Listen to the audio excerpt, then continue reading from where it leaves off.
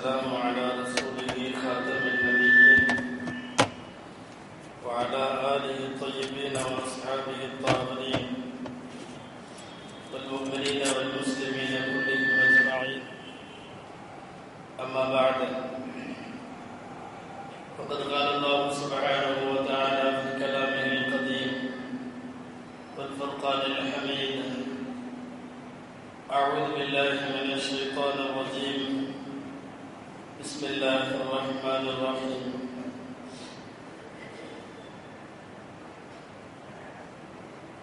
فيه رجال يحبون أن يتطهروا والله يحب المطهرين. صدق الله العظيم. وقال رسول الله صلى الله عليه وسلم: استنزهوا من البول فإن عامة عذاب القبر منه. صدق رسول الله صلى الله عليه وسلم. எல்லா புகழும் அல்லாஹ் ஜல்ல ஷானஹு தஆலா அவர்களுக்கே உரித்தாகும். அருமை நாயகம் முஹம்மது ரசூலுல்லாஹ் ஸல்லல்லாஹு அலைஹி வஸல்லம் அவர்கள் மீதும் அவர்களின் சத்திய வாழ்க்கையை பின்பற்றி வாழ்ந்த சஹாபாக்கள், தாபிஈன்கள், தபஅ தாபிஈன்கள், அக்தாபுகள், அவுலியாக்கள், சுஹதாக்கள், சாலிஹீன்கள், பெரியோர்கள், நல்லோர்கள் நம் அனைவர் மீதும் அல்லாஹ்வின் அன்பும் அருளும் என்றென்றும் நிறைவாக உண்டாவதாக. ஆமீன். அல்லாஹ் ஜல்ல ஷானஹு தஆலா மனிதனுக்கான வாழ்வியலில்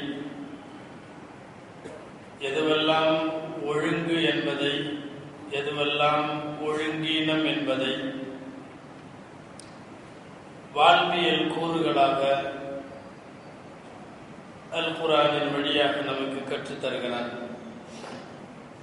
ரசூலுல்லாஹி ஸல்லல்லாஹு அலைஹி வஸல்லம் அவர்களுடைய புனிதமான நபித்துவ வாழ்வின் வழியாக நமக்கு அந்த நல்ல நெறிமுறைகளை எல்லாம் செயல்படுத்தி காட்டினார்கள், போதிக்கவும் செய்தார்கள்.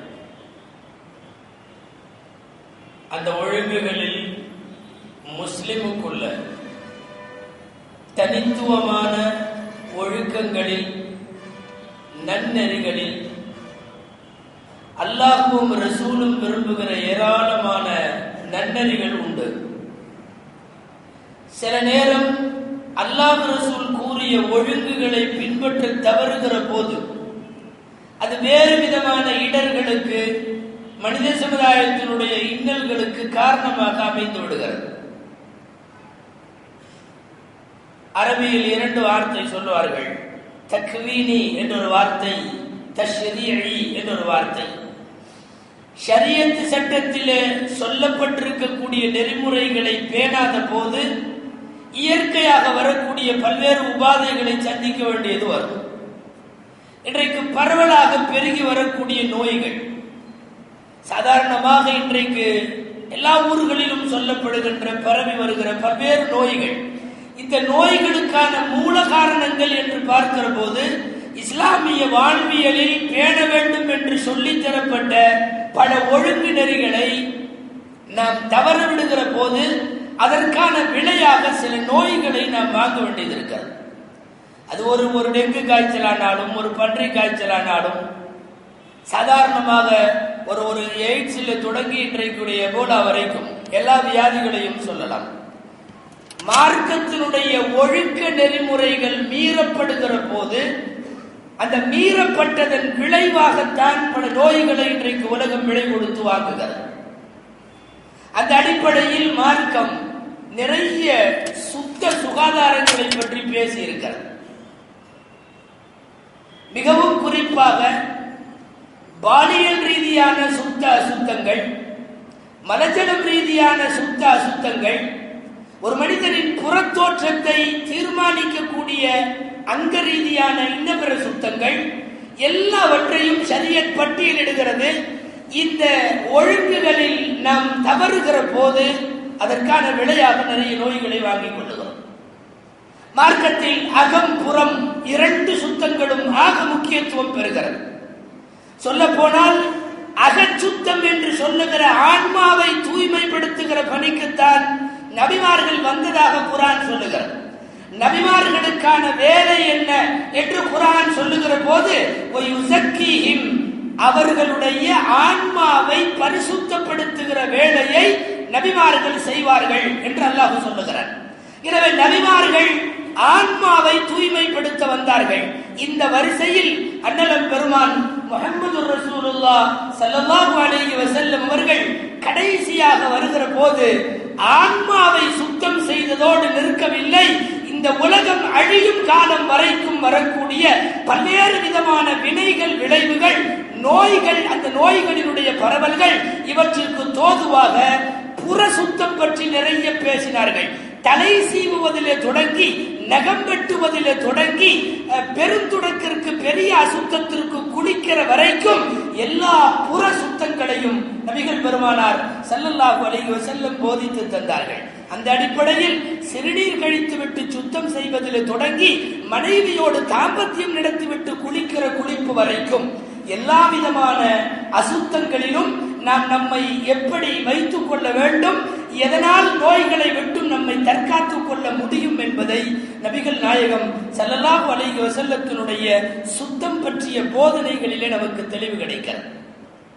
திரும்பி பார்த்தால் உலகத்தின் எல்லா சமயத்திலும் சுத்தம் இருக்கலாம். ஆனால் கட்டாயம் என்கிற ரீதியில் இந்த மார்க்கத்தில் மட்டும்தான் இருக்கிறது.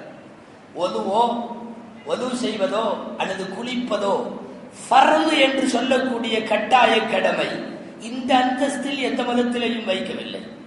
கை கால் கழுவாமல் போய் ஒருவன் அவனுடைய ஆலயத்தில் கும்பிட போனால் கூடுமா என்றால் கூடும். ஒருவன் குளிக்காமலேயே தேவாலயம் போகலாமா என்றால் போகலாம். அவர்களை பொறுத்தவரை புற சுத்தங்கள் ஒரு பெரிய விஷயம் அல்ல. ஆனால் ஒது செய்யாமலோ அல்லது அசுத்தத்தின் போது குளிக்காமலோ இன்ன பிற மார்க்கம் சொல்லி இருக்கிற சுத்தம் பெறாமல் பள்ளிவாசலுக்குள் நுழைவதற்கு அனுமதி இல்லை. அதற்கு பிறகுதானே தொழுவதற்கும் ஓதுவதற்கும் திக்ர் செய்வதற்கும் நுழைவதற்கு அனுமதி இல்லை.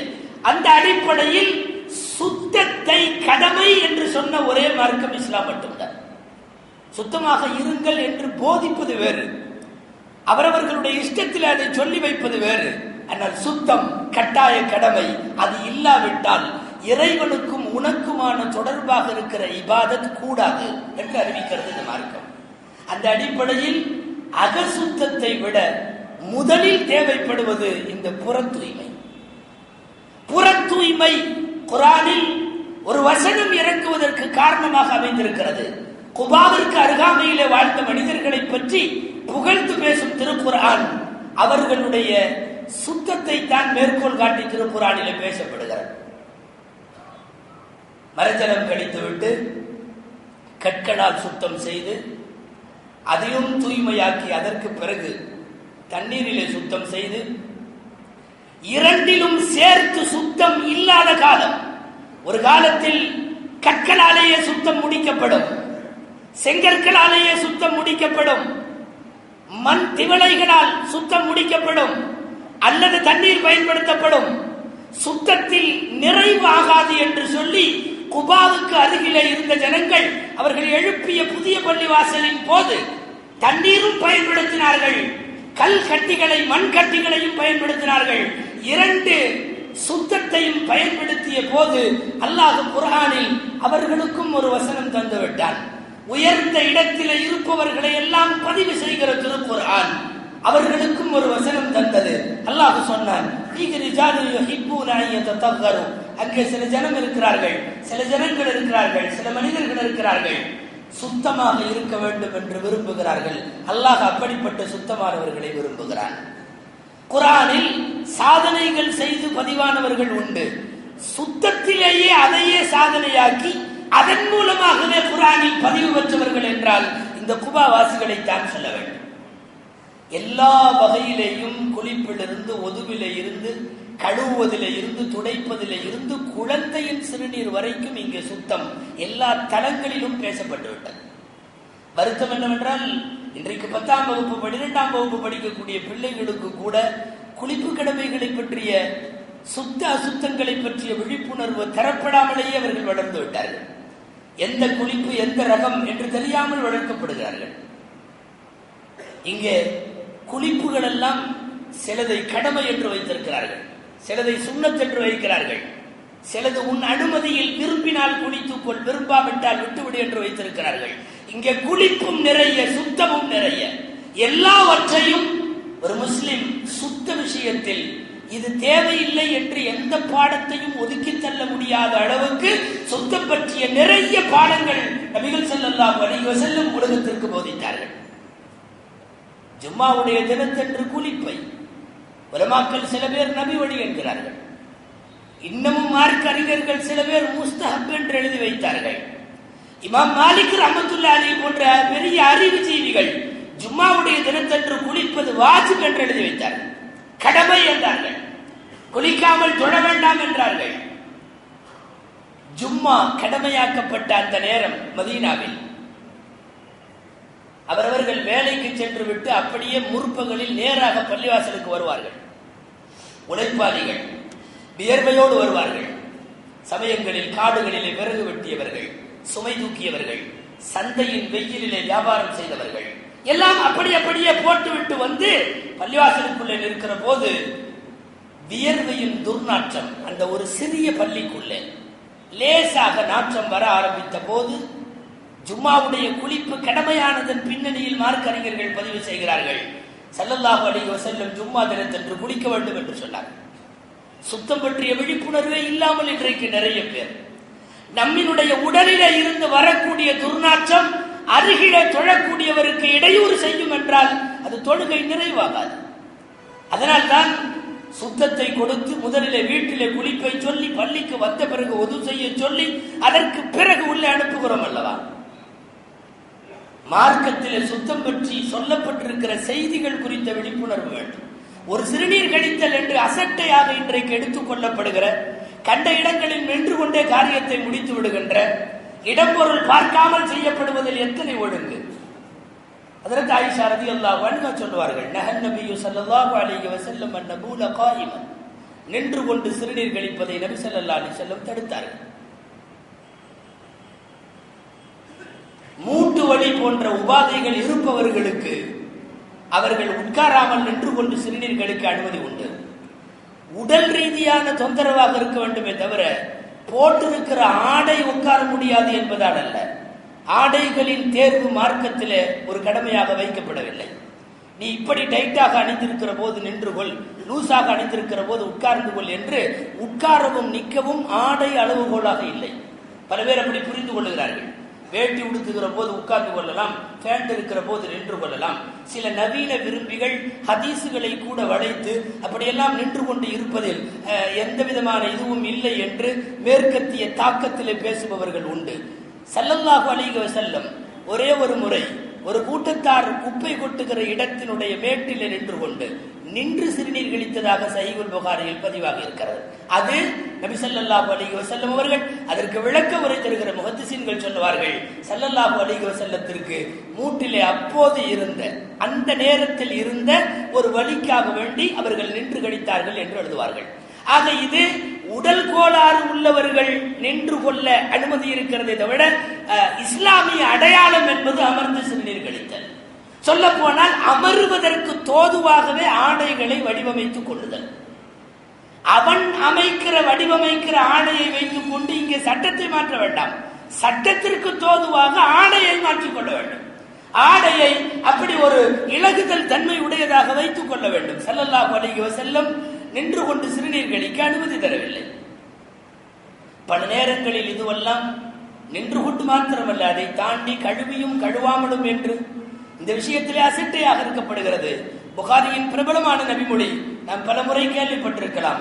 கபரினுடைய வேதனைகளில் பெரும்பகுதி வேதனை சிறுநீரிலே சுத்தம் இல்லாதவர்களுக்கு என்று ஸல்லல்லாஹு அலைஹி வஸல்லம் சொன்னார்கள். சில நேரம் ஸல்லல்லாஹு அலைஹி வஸல்லம் அவர்கள் கடக்கிற கபறுகளில் பல செய்திகள் சொல்லப்படுவதுண்டு. நாயகமே அப்பொழுது சொல்லிவிடுவார்கள், அப்படித்தான் 2 கபறுகளை கடக்கிற போது அவர்களின் வாகனம் தானாக நிற்கிறது, இறங்குகிறார்கள், கபரிலே குனிகிறார்கள், முனகல் சப்தம் கேட்கிறார்கள். இந்த 2 கபரிலும் வேதனை நடக்கிறது. பின்னாலே இருந்த அத்தனை சஹாபாக்களும் அதற்காக வேண்டி உள்ள காரணத்தை எல்லாம் விசாரிக்கிற போது ஸல்லல்லாஹு அலைஹி வஸல்லம் நீண்ட நேரம் அந்த வேதனையின் முனகல்களை கேட்டதற்கு பிறகு சஹாபாக்களுக்கு அறிவிப்பார்கள், அம்மா அஹதுஹுமா ஃபகான யம்ஷி பின் நமீமா வ அம்மல் ஆஃபரு ஃபகான லா யஸ்தன்சிகு அனில் பவுல். இந்த இரண்டு கபறுகளில் ஒருவர் கோல் சொல்லி தெரிந்தவர்கள் கபரிலே வேதனை செய்யப்படுகிறார்கள். இன்னொருவர் தனது சிறுநீரினுடைய அசுத்தத்தில் சரியாக சுத்தம் செய்யாதவர். ஸல்லல்லாஹு அலைஹி வஸல்லம் இந்த ரெண்டையும் சொல்லிவிட்டு, இஸ்தன்சிஹு மினல் பவுல், நீங்கள் சிறுநீரிலே இருந்து எச்சரிக்கையாக சுத்தம் செய்து கொள்ளுங்கள். ஃபஇன்ன ஆம்மத அஸாபில் கப்ரி மின்ஹு, பெரும்பாலான கபருடைய வேதனை அதிலே இருக்கிறது என்று சொன்னார்கள் ஸல்லல்லாஹு அலைஹி வஸல்லம். இன்னைக்கு நாம் காலப்போக்கில் நாடு முழுக்க பார்ப்பவர்கள் எல்லாம் நின்று கொண்டு இருப்பதால், பார்ப்பவர்கள் எல்லாம் எல்லோரும் சுத்தம் செய்வதில்லை என்பதால், இன்றைக்கு சிறுநீர் கழித்துவிட்டு சுத்தம் செய்வதிலே ஏற்பட்டிருக்கிற இந்த உம்மத்தினுடைய தோய்வு பல்வேறு விதமான பால்வினை நோய்களுக்கு அவர்கள் ஆளாகுவதை பார்க்கிறோம்.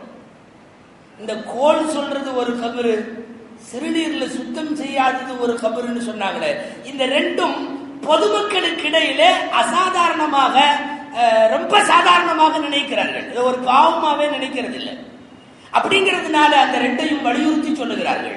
ஒரு சில சஹாபிகள் அங்கே அடங்கி இருக்கக்கூடிய கபரினுடைய அடையாளம் தெரிந்து, அவர் யார் என்று தெரிந்து, அவர் வீடு தெரிந்து, விலாசம் தெரிந்து போய் விசாரிக்கிற போது, அவர் ஒரு ஆடு மேய்க்கிற இடையர். அந்த வீட்டில் இருந்த அந்த மனைவியும் அதே ஸ்டேட்மெண்ட்டை சொன்னார்கள், என்னுடைய கணவர் இது போன்று சிறுநீருடைய சுத்த விஷயங்களில் அவ்வளவு பேணுதலாக நடந்து கொள்ள மாட்டார் என்கிற செய்தியை சஹாபாக்கள் தருகிறார்கள். நபிகள் ஸல்லல்லாஹு அலைஹி வஸல்லம் கபரிலே அவர்கள் அறிவித்து சொன்ன செய்திக்கான ஆதாரத்தை அவர்களுடைய வீட்டிலே பெற முடிந்தது. எனவே சுத்தம் போன்றவற்றில் நோய்களை நாம் எதிர்கொள்ளுகிறோம் என்பதை தாண்டி ஷரியத் ரீதியாகவும் பெரிய தவறு இழைக்கிறோம். அது மனித வாழ்வில் மாத்திரமல்ல, மன்னரையை தாண்டுகிற அந்த சூழ்நிலையிலேயும் போய் வேதனையை அனுபவிக்க நேரிடுகிறது என்பதை பார்க்கிறோம். ஸல்லல்லாஹு அலைஹி வஸல்லம் குழந்தையின் சிறுநீரில் எல்லாம் பேணுதலாக இருந்தார்கள். அதற்கு லுபாபா ரலியல்லாஹு அன்ஹா அவர்கள் அறிவிக்கிறார்கள். லுபாபா அம்மையார் கொண்டு வந்து ஹுசைன் ரலியல்லாஹு அன்ஹு குழந்தையாக இருந்தப்போ மடியில வச்சிடறாங்க. ஸல்லல்லாஹு அலைஹி வஸல்லம் மடியில, அவர்களுடைய பேர குழந்தை மடியில இருந்த போது ஹுசைன் ரலியல்லாஹு அன்ஹு சிறுநீர் கழித்தவுடன் ஸல்லல்லாஹு அலைஹி வஸல்லம் குழந்தையை கொடுத்தார்கள். லுபாபா அம்மையார் சொல்லுகிறார்கள், யார் சொல்லலாம், நீங்கள் ஆடையை வேறு ஆடை மாற்றிவிட்டு ஆடையை கொடுங்கள், நான் இதை கழுவி தருகிறேன் என்றார்கள். ஸல்லல்லாஹு அலைஹி வஸல்லம், இல்லை, இது ஆண் குழந்தையின் சிறுநீர், தண்ணீர் கொடு என்று சொல்லி வாங்கி தண்ணீரை தெளித்து விட்டு முடித்துக் கொண்டார்கள். சில நேரங்களில் பெண் குழந்தையினுடைய சிறுநீர் படுகிற போது தண்ணி தெளிப்பதோடு நிறுத்தி கொள்ளாமல் கசக்கவும் செய்தார்கள். ஹதீஸில் இந்த ரெண்டுக்கும் உள்ள ஆதாரங்களை வைத்துத்தான் ஆண் குழந்தையினுடைய, அதுவும் பால் குடித்துக் கொண்டிருக்கக்கூடிய குழந்தையாக மட்டும் இருந்தால், உணவு இன்னும் சாப்பிட ஆரம்பிக்கவில்லை, பால்குடி குழந்தையாக இருக்கிற போது தண்ணீர் தெளித்தால் போதும், பெண் குழந்தையாக இருந்தால் தேய்க்க வேண்டும் என்கிற சட்டம் எழுதப்படுகிறது. சட்டமேதை இமாம் ஷாஃபி ரஹ்மத்துல்லாஹி அலைஹி அவர்களிடத்தில் போய் அறிஞர் பெருமக்களில் பல பேர் அமர்ந்து கேள்விகள் கேட்டு அவர்களிடமிருந்து கல்வி பலன்களை வாங்கி கொண்டிருந்த போது ஒருவர் கேட்ட கேள்விக்கு ஷாஃபி ரஹ்மத்துல்லாஹி அலைஹி அப்படி பதில் சொன்னார்கள், ஆண் குழந்தையின் சிறுநீருக்கும் பெண் குழந்தையின் சிறுநீருக்கும் கழுவுவதில் ஏன் வித்தியாசம் என்ற கேள்விக்கு பதில் தரும் இமாம் ஷாஃபி ரஹ்மத்துல்லாஹி அலைஹி சொன்னார்கள், மூலத்திலிருந்தே நாம் வேறுபடுகின்றோம். மண்ணும் தண்ணீரும் சேர்ந்து படைக்கப்பட்ட ஆதமின் வழியில் வருகிற ஆண்மக்களுக்கெல்லாம் தெளித்தால் போதும், விழாவிலே இருந்து எடுத்து இரத்தமும் சதையுமாக படைக்கப்பட்ட எல்லா பெண்களுக்கும் கழுவியாக வேண்டும். மண் இயற்கையில சுத்தத்தினுடைய தன்மை மண்ணுக்கு உண்டு. அது இரத்தமும் சதையுமாக படைக்கப்பட்டிருக்கிற பெண் படைப்பில் வெறுமனே தண்ணீர் தெளித்தால் போதாது என்று விளக்கம் கொடுப்பார்கள் இமாம் ஷாஃபி ரஹ்மத்துல்லாஹி அலைஹி அவர்கள். ஒரு சிறுநீர் கழிப்பதின் சின்ன சின்ன விஷயங்களிலே கூட நுட்பமான ஆழம் வரை போய் பேசுகிறது இந்த ஷரியத்தை இஸ்லாமியா. தேங்கி கிடக்கிற தண்ணீரில் சிறுநீர் கழிக்க வேண்டாம், மக்கள் நடமாடக்கூடிய பப்ளிக் ரோடுகளில் சிறுநீர் கழிக்க வேண்டாம், நிழல் பெறும் மரங்களுக்கு கீழே சிறுநீர் கழிக்க வேண்டாம். இந்த மூன்று இடங்களிலும் சிறுநீர் கழிப்பவன் பத்வாவுக்குரியவன் என்றார்கள் ஸல்லல்லாஹு அலைஹி வஸல்லம். இதுல வெறுமனே பொதுமக்களின் ஒரு பயன்பாட்டை நாம் பாழ்படுத்துகிறோம் என்பது மாத்திரமல்ல, அதை தாண்டிய ஒரு சுற்றுச்சூழல் அங்கே இருக்கிறது. தேங்கி கிடக்கிற நீரில் சிறுநீர் கழித்தல் தான் பகுதி வாழ் மக்களுக்கெல்லாம் நோயை பரப்புகிற அபாயம், தொற்று நோய்க்கான அபாயம். அங்கே எல்லாருக்கும் கிருமிகளை பரப்புவது என்பது தேங்கி கிடக்கிற நீரில் சிறுநீர் கழிப்பதாகும். ஓடும் ஆற்றிலும் கடலிலும் சிறுநீர் கழிப்பதை தடுக்காத மார்க்கம் தேங்கி கிடக்கிற நீரில் சிறுநீர் கழிக்க வேண்டாம், பப்ளிக்காக பாதசாரிகளுக்கு இடையூறு தரும் வண்ணம் கழிக்க வேண்டாம். இங்கே அனுமதி பெறப்படாத எல்லா இடங்களும், பொதுவாக அனுமதி பெறாத அத்தனை இடங்களும் இவர்கள் ஆத்திரங்களின் போது தங்கள் தேவையை நிறைவேற்றிக் கொள்ளுகிறார்கள் என்பதுதானே ஒரு பொது யுக்தியாக இருக்கிறது. பத்துவாவுக்குரிய இடங்கள் என்றார்கள் ஸல்லல்லாஹு அலைஹி வஸல்லம். உயிரினங்கள் வசிக்கக்கூடிய ஒரு பொந்து பகுதியில் மதீனாவினுடைய ஒரு கோத்திரத்தின் தலைவர் சஅத் இப்னு உபாதா ரலியல்லாஹு அன்ஹு அவர்கள் சிறுநீர் கழித்ததற்கு பிறகு சில கிதாபுகளில் அறிவிப்புகள் இப்படி வருகிறது: ஹஸ்ரஜ் கோத்திரத்தின் தலைவரான அவரை ஜின்னுகள் கொன்றுவிட்டது என்று வருகிறது ஹதீஸ் நூல்களில். ஒரு உயிரினங்கள் வாழக்கூடிய பொந்தில் வேண்டுமென்றே சிறுநீர் கழித்தால் அது வேறு விதமாக ஜின்களாலோ அல்லது வேறு உயிரினங்களாலோ அவர் தாக்குதலுக்கு உள்ளாகலாம் என்று எழுதுகிறார்கள்.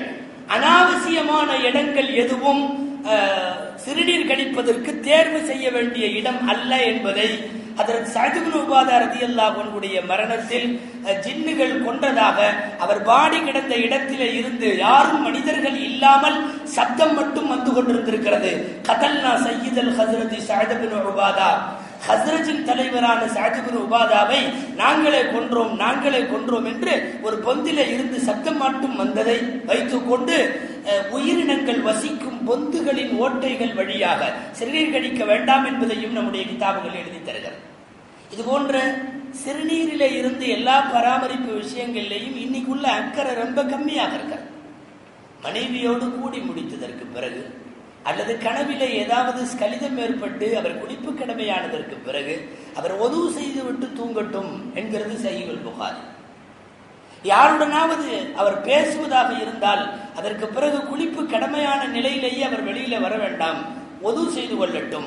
உடனடியாக குளிக்கிற சூழ்நிலை இல்லை என்றாலும் காலையிலோ அல்லது ஃபஜ்ரிலோ எப்போதுதான் குளிப்போம் என்றிருந்தாலும் எதையாவது சாப்பிட்டால் கூட ஒது செய்து கொண்டு சாப்பிடட்டும். ஜுனுபாலி செய்யக்கூடாத காரியங்களை 5 பாடங்களில் தலைப்பிடுகிறார்கள் இமாம் புகாரி ரஹ்மத்துல்லாஹி. 5 பாடங்களிலும் பிறரின் பேசும்போது, சலாம் சொல்லும் போது, வெளியில வரும்போது, சாப்பிடுகிற போது, சமயங்களில் இப்படி கலந்துரவாடும் போது, எல்லா நேரங்களிலும் ஒரு குளிப்பு கடமையானவன் அப்படியே ஒது செய்யாமலேயே காலை வரை இருக்க வேண்டாம் அல்லது குளிக்கும் வரை இருக்க வேண்டாம் என்பதெல்லாம் இந்த குளிப்பு கடமையாகிற விஷயங்களில் வெகு தூரம் அக்கறையாக இன்னமும் செய்திகள் சேரவில்லை அல்லது அதில் விழிப்புணர்வு இல்லை. ரஹ்மத்துடைய மலக்குகள் குளிப்பு கடமையானவன் உறங்கிக் கொண்டிருக்கிற அறையில் நுழைவதில்லைன்னு ஹதீஸ் இருக்கு. பிரபலமான ஹதீஸ், லா யதுகுலு பைத்தன் ஃபீஹி கல்புன் வலா ஜுனுபுன். நாய் இருக்கிற வீட்டிலும், உருவப்படங்கள் இருக்கிற வீட்டிலும், குளிப்பு கடமையானவர் இருக்கிற வீட்டிலும் மலக்குகள் நுழைய மாட்டார்கள். எல்லா நூல்களிலும் இருக்கக்கூடிய ஹதீஸ். என்ன பொருள்? அது ரஹ்மத்தினுடைய மலக்குகளை தடுக்கிறது. அதனால் தான் குளிப்பு கடமையானவர்கள் விரைந்து குளித்து விட வேண்டும் என்கிறார்கள். அதில் நாள் கடத்துகின்ற வரை ஒரு வீட்டுக்கும் உயிர்களுக்கும், ஏன் அல்லாஹுவால் எல்லா வகையிலும் நமக்கு நியமிக்கப்பட்டிருக்கின்ற மலக்குமார்களின் வருகை அங்கே தடையாகிறது. இப்படி சிறுநீரிலே இருந்து கடமையான குளிப்பு வரைக்கும் நிறைய சுத்தம் பற்றி பேசப்பட்டிருக்கிறது. அருமைநாயகம் ஸல்லல்லாஹு அலைஹி வஸல்லம் இதன் உச்சகட்டமாக சொன்னார்கள், ரிஸ்க் வருவதற்கான வழிகளில் சுத்தமும் ஒரு வழி என்றார். சுத்தமாக இருக்கிற இடங்களுக்கு ரிஸ்க் சில நேரம் தேடி வந்து கதவை தட்டும் என்பது பொருள். ஸல்லல்லாஹு அலைஹி வஸல்லம் ஒரு தலை சீவாம வர பிடிக்காது ஸல்லல்லாஹு அலைஹி வஸல்லம். ஏன் இவருக்கு சீவருக்கு ஒன்றும் கிடைக்கலையான்னு கேட்பாங்க.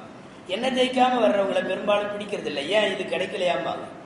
வேண்டுமென்றே கிழிந்த ஆடையை உடுத்திக் கொள்ளுபவரை பிடிக்காத நபி ஸல்லல்லாஹு அலைஹி வஸல்லம் அவர்களுக்கு அல்லாஹ் கொடுத்த நிஅமத்தை நீ காட்டு, நீ வேணுமென்றே உன்னை ஃபகீரா காட்டாத என்று சொல்வார்கள் ஸல்லல்லாஹு அலைஹி வஸல்லம். இப்படி நிறைய ஹதீஸ்கள். 14 பேர் கொண்ட ஒரு குழு ரசூல் ஸல்லல்லாஹு அலைஹி வஸல்லம் சந்திக்க வந்து வெளியூர்ல இருந்து வந்து மதீனாவுக்குள்ள நுழைஞ்சு எல்லாரும் அடிச்சு பிடிச்சு ரசூலுல்லாவை பார்க்கிற ஆர்வத்தில் நேரா மஸ்ஜிது நபவிக்கு போன போது அதுல ஒரே ஒரு தலைவர் மாத்திரம், அவர் மாத்திரம் நேரா போகாம அவர் இடத்துக்கு போய் தனியா ஒதுங்கி குளிச்சு சுத்தமாக்கி நல்ல புதிய துணி போட்டுட்டு அதுக்கப்புறம் சர்வ சுத்தத்தோடு போய் ரசூல் ஸல்லல்லாஹு அலைஹி வஸல்லம் சந்திக்கிற போது நபி ஸல்லல்லாஹு அலைஹி வஸல்லம் அவரை பாராட்டினார்கள். என்கிட்ட உங்ககிட்ட எனக்கு இந்த 2 குணம் பிடிச்சிருக்குது. இன்னஃபீகல ஹஸ்லத்தைனி யுஹிப்புகும் அல்லாஹு வ ரசூலு, அல்லாஹுவும் ரசூலும் விரும்புகிற 2 தன்மை ஒன்றை இருக்கு, சகிப்புத்தன்மையும் நிதானமும். இந்த நிதானம் அவசரடியா ரசூல்லாவை பார்க்க வர 2 தடபுடன்ட்டு அப்படியே புழுதிகளோடும் பாலைவனத்திலே சஃபர் பிரயாணம் செய்த கரைகளோடும் வந்து சேராம தூய்மை வந்து சந்திப்பது எனக்கு பிடித்திருக்கிறது என்று ஒரு 1400 வருஷத்துக்கு முன்னால் எங்கோ ஒரு அப்துல் கைஸ் என்கிற தலைவருக்கு, அந்த குழுவின் தலைவருக்கு பெருமானார் சொன்ன வார்த்தையை உலகம் இன்றளவும் கடைபிடிக்கப்படுகிறது. நாம் மதீனாவிலே போகிற போது நாயகம் ஸல்லல்லாஹு அலைஹி வஸல்லம் அவர்களை சந்திக்க போகிற போது முதலில் நேராக செல்லாமல் தனியாக நம் இடத்திற்கு போய் குளித்து புத்தாடை உடுத்தி சுத்தம் செய்து கொண்டுதான் பெருமானாருக்கு சலாம் சொல்ல போகிறோம் அல்லவா. சுத்தம் விரும்பியவர்கள் பெருமானார் ஸல்லல்லாஹு அலைஹி வஸல்லம். குறிப்பாக குளிப்பு போன்ற கடமைகளின் போது ஒரு ரோமம் கூட ஈரம் படாமல் இருந்தால் குளிப்பு கூடாது என்கிற அளவுக்கு ஸல்லல்லாஹு அலைஹி வஸல்லம் பேசினார்கள். இனி இந்த சுத்தங்களை அசுத்தங்களை விரிவுபடுத்தி குர்ஆனும் ஹதீஸும் நிறைய தலைப்புகளை, மாதவிடாயுடைய நேரத்தில் மனைவியிடம் உறவு வைத்துக் கொள்ள வேண்டாம் என்பது வரைக்கும் நீள்கிறது இந்த சுத்த அசுத்தங்களின் பட்டியல். பொதுவாக பாலியல் ரீதியான குளிப்பு கடமை, இந்த மாதவிடாய் நேரம், இப்படியெல்லாம் நிறைய விஷயங்களிலே நாம் தவறுகிற போதுதான் எய்ட்ஸ் உள்ளிட்ட நிறைய விஷயங்களின் தொற்றுக்கு ஆளாகி விடுகிறோம். மறுபக்கம் அல்லாஹ் அனுமதித்ததை தவிர விபச்சாரம், ஓரினச்சேர்க்கை போன்றவைகளில் உள்ளே போகிற போதுதான் பால்வினை நோய்களை விலை கொடுத்து வாங்குகிறோம். இன்றைக்கு பரவுகிற பறவை காய்ச்சலானாலும் பன்றி காய்ச்சலானாலும் மருத்துவர்களும் வல்லுநர்களும் அடிக்கடி கை கழுவிக் கொள்ளுங்கள், நோய் தொற்றாது என்கிறார்கள். அருமைநாயகம் ஸல்லல்லாஹு அலைஹி வஸல்லம் அதை எல்லா நேரங்களும் சொன்னார்கள். எல்லா நேரத்திலும் ஒதுவோடு சேர்த்து இந்த மார்க்கம் அதை கடமையாக வைத்து விட்டது. ஒதுவோடு மட்டுமல்ல, தூங்கி எழுந்தவுடன். என்ன அழகான வார்த்தை, நாயகத்துடைய வார்த்தை. வார்த்தையிலேயே இலக்கியம் இருக்கிறது, இலக்கணம் இருக்கிறது. உங்களில் ஒருவர் தூங்கி விழித்தால் கைகளை 3 முறை கழுவி கொள்ளட்டும், இரவு அவர் கை எங்கிருந்தது என்பது அவருக்கு தெரியாது. அழகான சூசகமான வார்த்தையில் நிறைய விஷயங்களை பேசி முடித்து விட்டார்கள் பெருமானார் ஸல்லல்லாஹு அலைஹி வஸல்லம். அதனால காலையில எந்திரிச்ச உடனே கைகளை கழுவ வேண்டும்.